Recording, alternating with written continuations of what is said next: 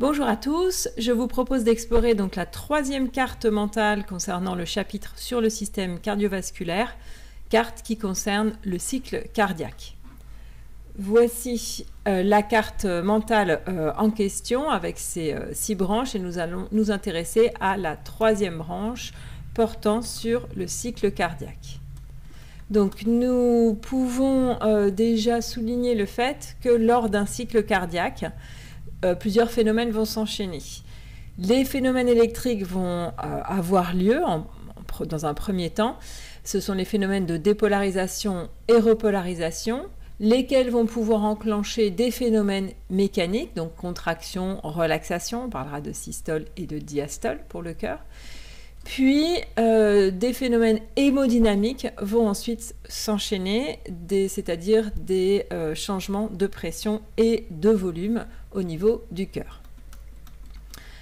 Concernant un cycle cardiaque, on peut donner les caractéristiques suivantes pour un cycle au repos avec une durée de cycle de 0,8 secondes pour une fréquence cardiaque de 75 BPM, c'est-à-dire 75 battements par minute.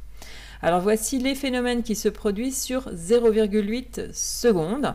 On va avoir un premier temps qui correspond à ce qu'on appelle la systole auriculaire sur 0,1 seconde, puis la systole ventriculaire sur 0,3 secondes. Pendant ce temps, on aura la diastole auriculaire et ensuite sur 0,5 secondes, on aura la diastole ventriculaire.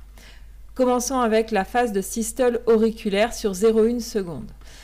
Cette phase va être initiée par le phénomène électrique qui est la dépolarisation du nœud sinusal.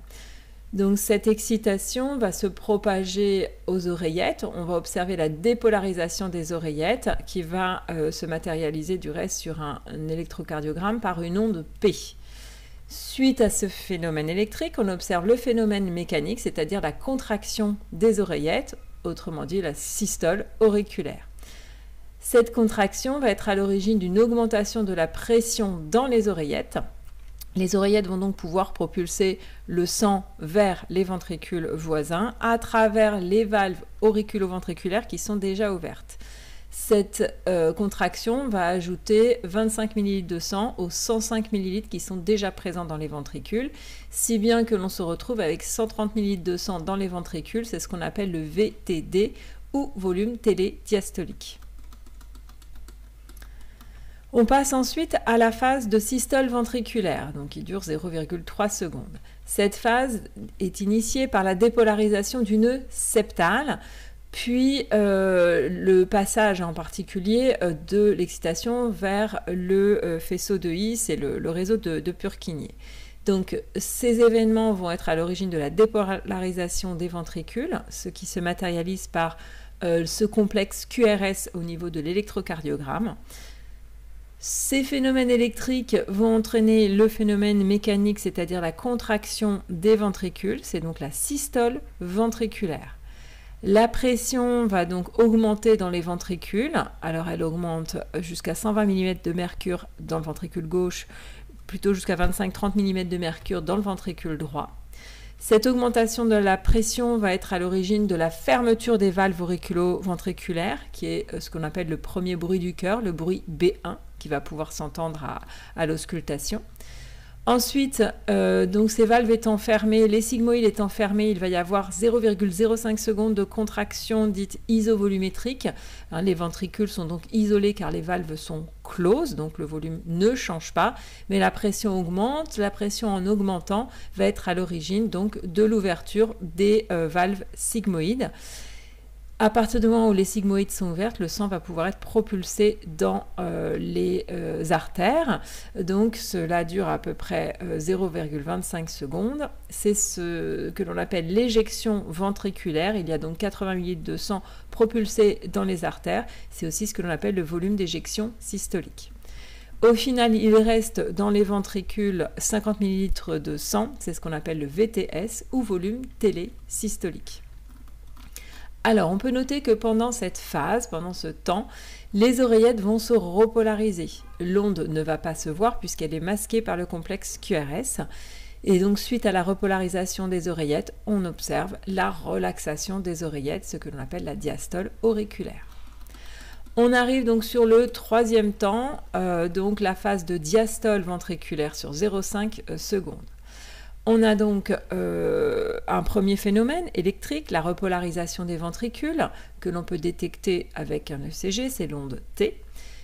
Ce phénomène va être à l'origine de la relaxation donc des ventricules, autrement dit le phénomène mécanique et autrement dit la diastole ventriculaire. La pression va donc diminuer dans les ventricules. La pression diminuant, d'une certaine manière, les ventricules vont développer une sorte de force d'aspiration qui va fermer les valves sigmoïdes. C'est le deuxième bruit du cœur, le bruit B2. Il va y avoir donc un temps de relaxation isovolumétrique puisque les deux valves sont fermées, sigmoïde et auriculo-ventriculaire. La pression continue à diminuer, si bien que les valves auriculo-ventriculaires vont s'ouvrir. Les ventricules continuent à se relâcher, ils vont donc aspirer 55 ml de sang depuis les oreillettes, et donc on parle ici de remplissage ventriculaire. Voici donc les différentes phases que l'on peut décrire pour ce cycle cardiaque. Nous avions terminé en évoquant la notion de souffle cardiaque.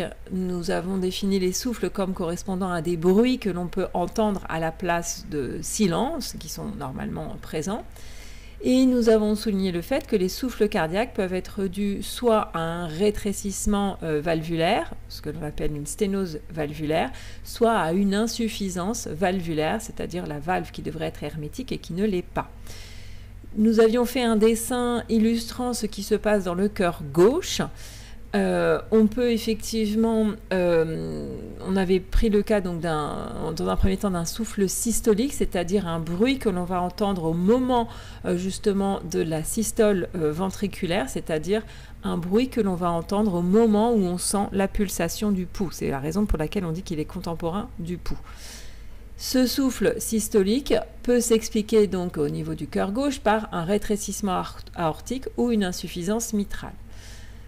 Si le souffle est entendu durant la diastole, donc on parle de souffle diastolique dans ce cas, il n'est pas contemporain du pouls, c'est-à-dire qu'on l'entend pas au moment où on ressent la pulsation du pouls, mais à un moment où il n'y a pas de pulsation du pouls.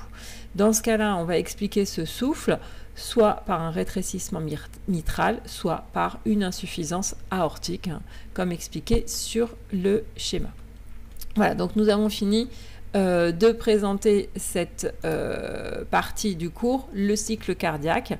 N'hésitez pas à vous référer au nombre dessins que nous avons fait pour rentrer dans le détail de ce cycle.